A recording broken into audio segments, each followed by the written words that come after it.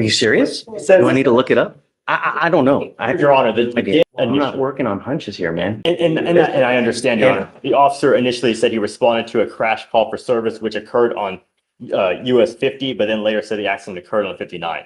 So let me see if we Definitively I point. guess There it is. I'll check the OR. Mr. Lozano. Hold up. This location discrepancy is more than just a typo in a courtroom. The jurisdiction matters. If the crash wasn't in Harris County, this case could unravel before it even starts. What do you think? Honest mistake or something more serious? I don't believe he's got any priors of any kind. No. Good morning, Mr. Lozano. Sir, you're charged with driving while intoxicated. You're facing up to 6 months in jail and or a $2,000 fine. We are going to do probable cause. You have the right to remain silent. Anything you say can and will be used against you, sir. Yes, Judge. On February 7th, 2025, at approximately 10:08 p.m., the officer was dispatched to a major crash on the 200 block of South US 50 freeway in Harris County, Texas. The officer met with other officers at the nearby gas station where they had moved the scene. The rear witness stated she was rear-ended by the defendant and was able to put the defendant behind the wheel of the vehicle. The officer observed front-end damage to the defendant's vehicle, and the officer made contact with the defendant, the driver, and occupant of the vehicle. The officer observed slurred speech, staggering, and disorientation and confusion. The standard fields of writings were conducted, HGN 4 out of 6, walk and turn 4 out of 8, one leg stand 3 out of 4. The defendant stated he did not drink any alcohol that day, and the defendant was read the DIC and refused to provide a breath specimen. A blood search warrant was signed and executed. Williams? The judge sounds like there's no probable cause because US 50 is not in Harris County, Texas. That's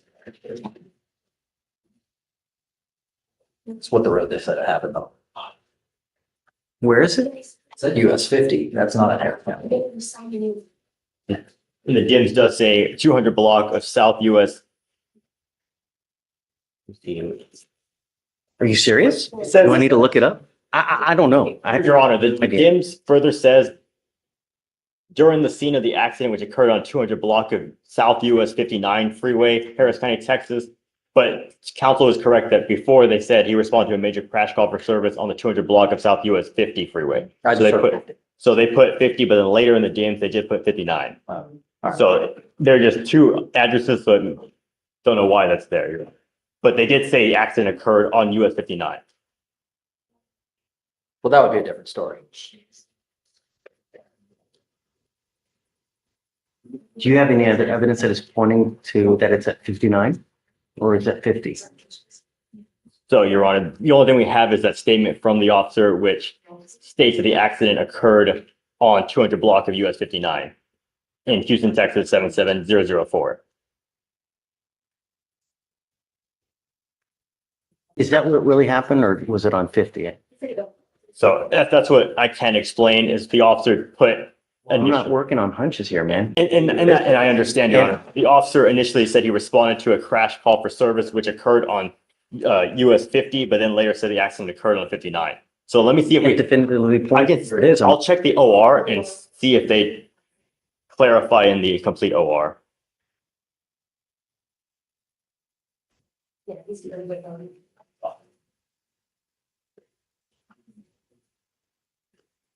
And in the OR as well, the officer says, which occurred on 200 block of US 50, Houston, Texas, 77004. So is 50, it's not in Harris County? That's He 50, switches Highway between 50 and 59 in the offense report sheet. I know, probable cause. Yes, Judge, and we understand. All right, Joe. Thank you, Judge.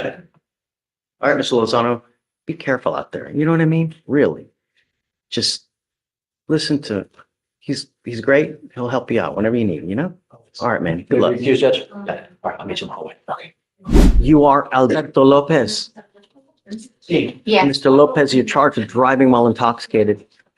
You're facing up to 6 months in jail and or a $2,000 fine. You have worked out, I'm sorry, you're charged with driving while intoxicated, second offense. You are facing up to a year in jail and or a $4,000 fine. Is it being reduced to a first? It looks like it's being reduced to a first. What you must understand that this is still two. So if you ever pick up another DWI, you will be facing a felony charge of a third-degree felony, a minimum of 2 years in prison, a maximum of 10 years in prison. Here's a critical teaching moment. A third DWI offense in Texas is a felony, and the judge isn't sugarcoating it. Notice how the tone shifts. This isn't just sentencing, it's a warning flare. If you've seen repeat offenders in cases like this, drop your thoughts in the comments. You were giving up the right to a trial, right to compel witnesses to testify on your behalf, confront and cross-examine your accusers.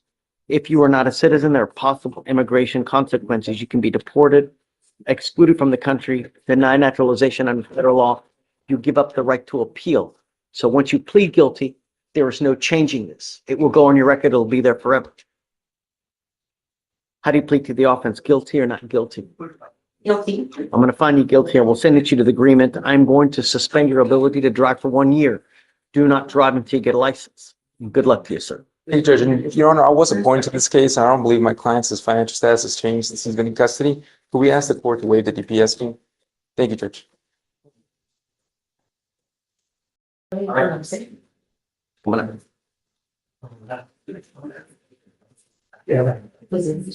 Good morning, Mr. Navarro. Do you speak English, sir?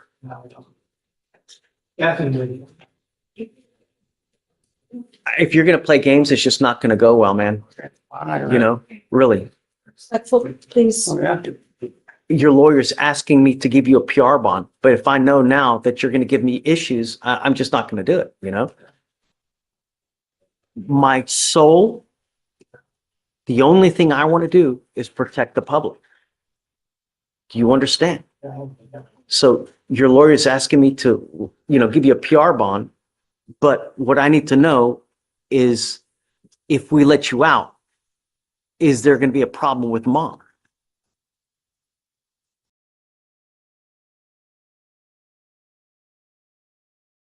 Judge, I'm also going to do jail release instructions. So if we could do a jail release order so that he can go to the Harris Center. Mom is right here. Miss Francisca?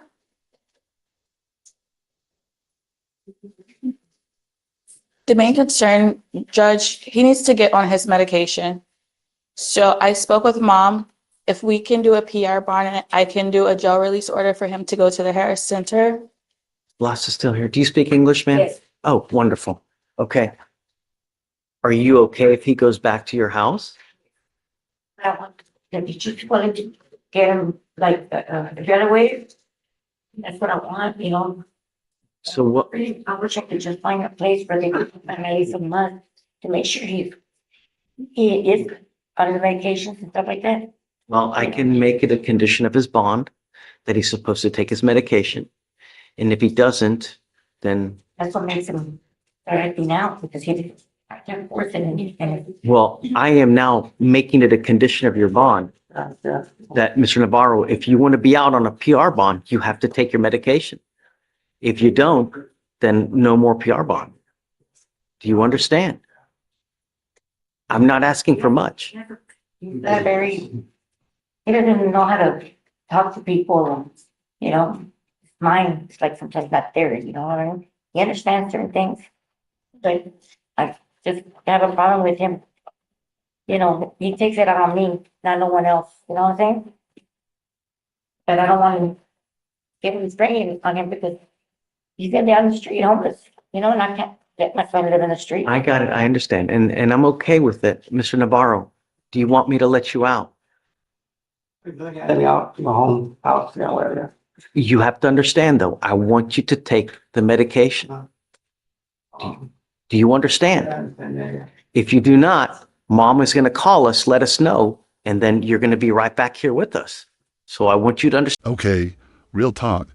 This judge isn't just enforcing the law. She's negotiating a lifeline. Mental health, medication compliance, family dynamics. This is where justice meets compassion. Should the system do more of this or less? Okay.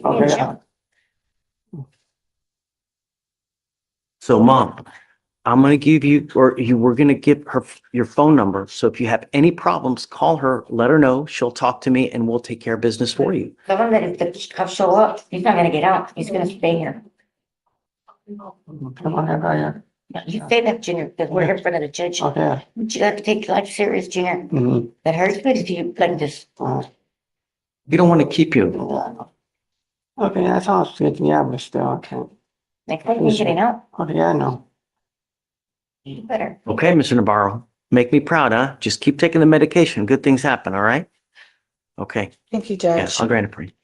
Thank you. Okay, ma'am, any problems, just let us know. We're here to help you out, okay? Really. So then they can't keep in the hospital like for a What we do month. is we can, we can do jail release where we'll take him to the, no. I will go to my holistic department and we will find resources for that. But I did explain to her that the Harris Center would just take him from jail, do the evaluation. They can't keep him there. Problem is that at the Harris Center, we can't hold him. We can't Right. force him to stay. If he wants to leave, he can leave. We just can't. I know. That's why we will be in contact. But they have resources at the defender's office to help you out. So whatever you guys need. And then just stay in touch with us if you, I'm trying to get out of the journey, but I don't. We will find help one. you. We can help you do that. we'll help. Okay. Thank you, Judge. Good luck, ma'am. Thank you.